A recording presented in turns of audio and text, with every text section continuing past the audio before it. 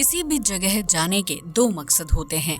पहला, प्रकृति की सुंदरता को करीब से देखना और दूसरा, उस माहौल को महसूस करना।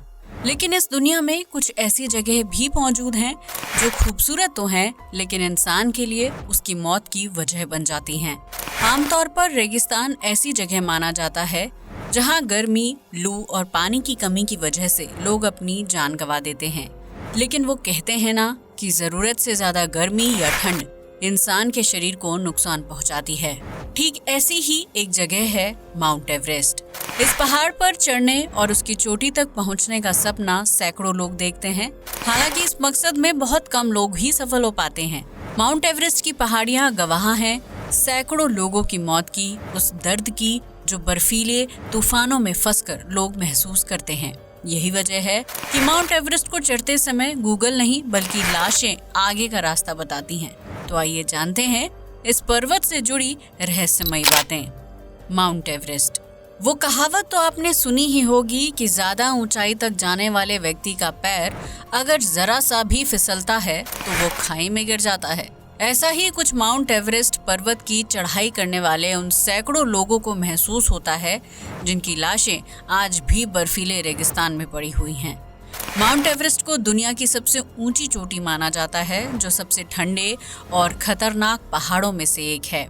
8,848.86 मीटर ऊंची इस पहाड़ी पर सालाना कई लोग चढ़ाई करने आते हैं और वे विश्व रिकॉर्ड दर्ज करते हैं।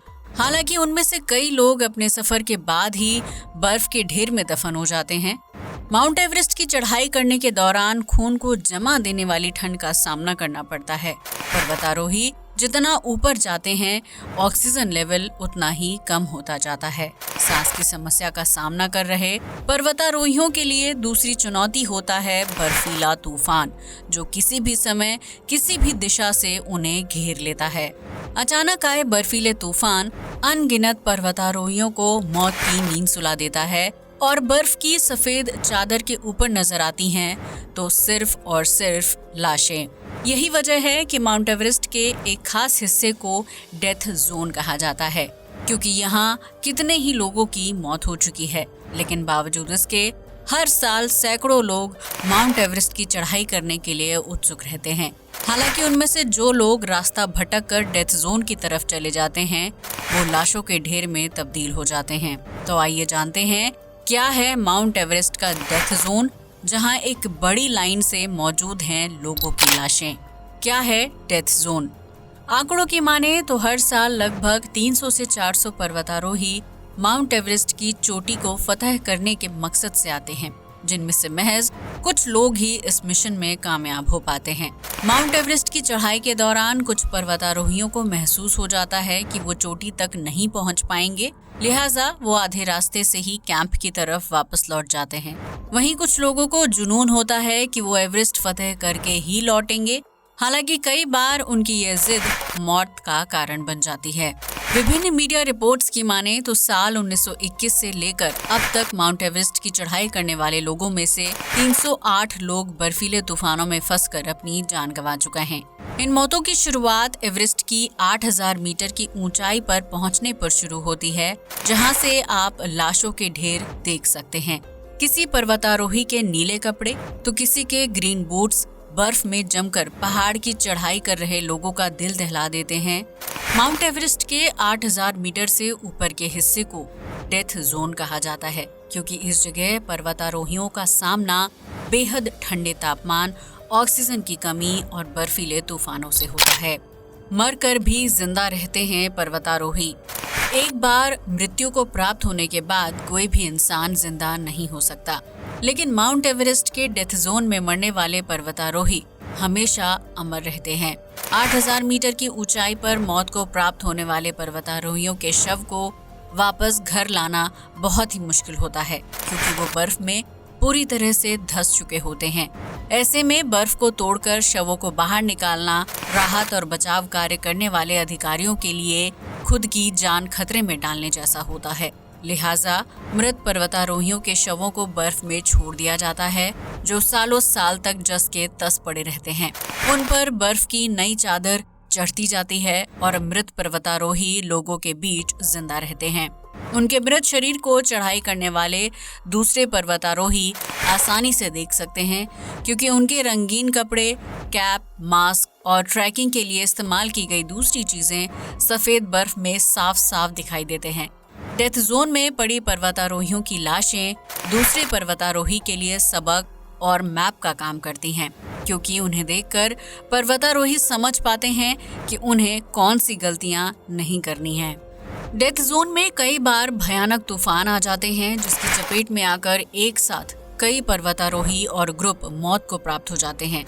इस स्थिति में बर्फ के ऊपर लाशों का ढेर या यूं कहें कि एक लाइन बन जाती है जो पहाड़ चढ़ रहे दूसरे पर्वतारोहियों के लिए सबक होता है।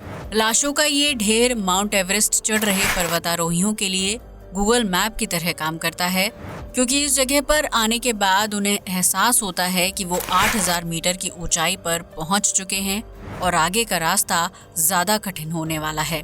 डेथ जोन में पड़े शव पर्वतारोहियों को ये बताने का काम करते हैं कि माउंट एवरेस्ट को फतेह करने के लिए सिर्फ 848.86 मीटर की चढ़ाई बाकी है। ऐसे में डेथ जोन में मृत्यु को प्राप्त हो चुके पर्वतारोही अपने साथियों को हौसला देने और उन्हें आगे का रास्ता बताने का काम करते हैं। साल दर साल बढ़ती लाशों की संख्या, जस के 10 हालात। यूं तो मौत के कुछ घंटों और दिनों बाद इंसान की बॉडी से बदबू आने लगती है क्योंकि शारीरिक अंग धीरे धीरे सड़ने लगते हैं, लेकिन माउंट एवरेस्ट के डेथ जोन में मरने वाले पर्वतारोहियों की लाशें सालों से एक ही हालात में दफन हैं। ना तो वो सड़ती हैं और ना ही उन्हें कोई जानवर नुकसान पहुंचाने की कोशिश करता है। साल दर साल लाशों की संख्या में इजाफा होता है, लेकिन लाशों की हालत कई सालों से एक जैसी बनी हुई है। डेथ जोन में दफन इन लाशों की बेहतर स्थिति के लिए जिम्मेदार है माउंट एवरेस्ट पर होने वाली बर्फबारी।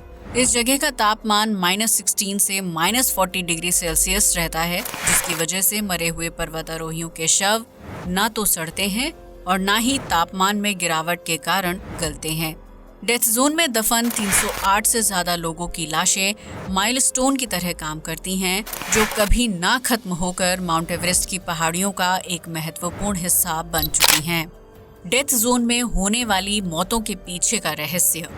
माउंट एवरेस्ट की गिनती दुनिया के सबसे खतरनाक और जानलेवा पहाड़ में की जाती है, जिसके शिखर तक पहुंचने के लिए कई लोगों को अपनी जान से हाथ धोना पड़ता है। इस पहाड़ पर फतह हासिल करने के लिए पर्वतारोहियों को कई खतरनाक घाटियों और फिसलन भरे रास्तों से गुजरना पड़ता है।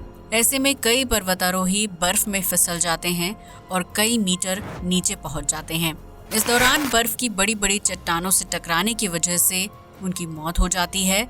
वहीं कई बार ऊंचाई से नीचे गिरने के बाद ठंड की वजह से पर्वतारोहियों का शरीर और दिमाग सन्न हो जाता है, जिसकी वजह से घायल पर्वतारोही कोई प्रतिक्रिया नहीं कर पाता और ना ही किसी से मदद मांग पाता है।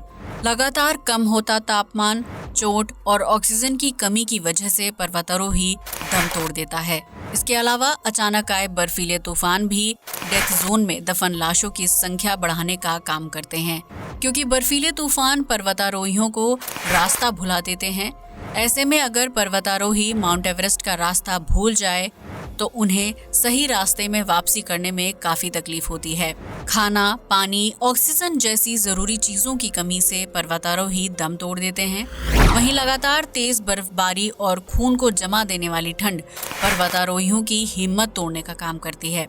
जीवन की विपरीत स्थितियों का सामना न कर पाने, खून के जम जाने और लगातार कम होते ऑक्सीजन की वजह से पर्वतारोही तो मर जाते हैं, लेकिन उनकी लाशें डेथ जोन के रूप में पहचान बना लेती हैं।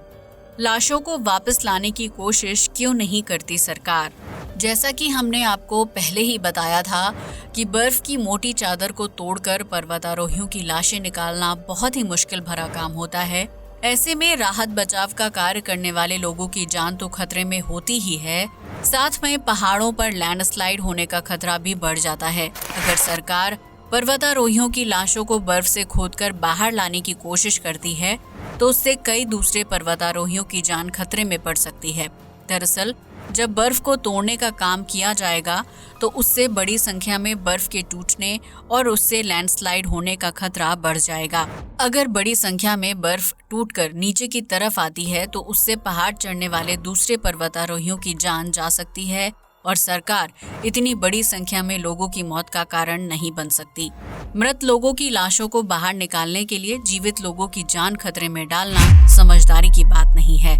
वहीं बर्फ को तोड़कर लाशों को बाहर निकालना बहुत ही खर्चीला काम है, लिहाजा सरकार इससे दूर रहना ही ठीक समझती है। कपड़ों और जूतों से की जाती है लाशों की पहचान। माउंट एवरेस्ट के डेथ जोन में जान गंवाने वाले पर्वतारोहियों की पहचान नाम से नहीं बल्कि कपड़ों और बूट्स से की जाती है। यही वजह है कि इस पहाड़ पर चढ़ने वाले पर्वतारोही के कपड़ों और जूतों का ब्यौरा तैयार किया जाता है ताकि कोई दुर्घटना होने पर लाशों की पहचान की जा सके। डेथ जोन में मौजूद ग्रीन बूट्स भी भारतीय पर्वतारोही शेवांग पलजोर की पहचान करते हैं, जो साल 1996 में एवरेस्ट की चढ़ाई करने के लिए गए थे, लेकिन बीच में बर्फीले तूफान की चपेट में आने की वजह से उनकी मौत हो गई। तूफान थमने के बाद राहत बचाव की टीम ने शेवांग पलजोर की पहचान ग्रीन बूट्स के जरिए की, क्योंकि सरकारी ब्यौरे के मुताबिक उन्होंने चढ़ाई के लिए हरे जूते पहने थे। शेवांग पलजोर की लाश कई सालों से डेथ जोन में चस्के तस पड़ी हुई है और उनके ग्रीन बूट्स माउंट एवरेस्ट की चढ़ाई करने वाले पर्वतारोहियों के लिए एक महत्वपूर्ण पॉइंट बन चुका है। इसी तरह दूसरे पर्वतारोहियों की पहचान भी बूट्स और कपड़ों के रंग से की जाती है। डेथ जोन में मरने वाले पर्वतारोहियों में ऐसे लोग भी शामिल हैं जो एवरेस्ट की चोटी तक पहुंचने में तो कामयाब हो गए, लेकिन वापसी में किसी न किसी वजह से उनकी मौत हो गई। अब तो आप समझ ही गए होंगे कि माउंट एवरेस्ट के एक खास हिस्से को डेथ जोन क्यों कहा जाता है, क्योंकि वहां एक या दो नहीं बल्कि सैकड़ों लोगों की लाशें दफन है।